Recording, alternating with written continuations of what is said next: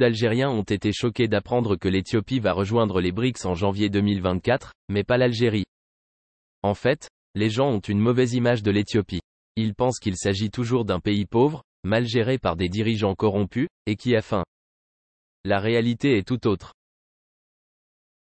En effet, avec un taux de croissance économique le plus rapide et plus élevé au monde, l'Éthiopie va rentrer désormais dans la cour des grands. Son PIB est le 5e en Afrique, et elle a un taux d'électrification qui atteint les 90%. Pour bien comprendre l'évolution de l'Éthiopie, on peut comparer ce pays au Tchad. Ainsi, le premier ministre de l'État fédéral d'Éthiopie, Abiy Ahmed, quand il est arrivé au pouvoir en 2018, avait le même âge que le chef du Tchad, Mahamat Kaka Déby. Or, en 2023, le Tchad, grand allié de la France, est toujours aussi pauvre, et ne s'est pas développé. L'Éthiopie, par contre, a beaucoup changé. Ces progrès s'expliquent par le fait que le président, Abiy Ahmed, a mis l'accent sur l'agriculture et l'électricité.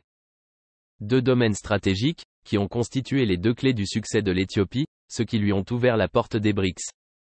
L'Éthiopie a mis l'accent sur l'agriculture et l'électricité, et cela lui a permis l'industrialisation à grande échelle.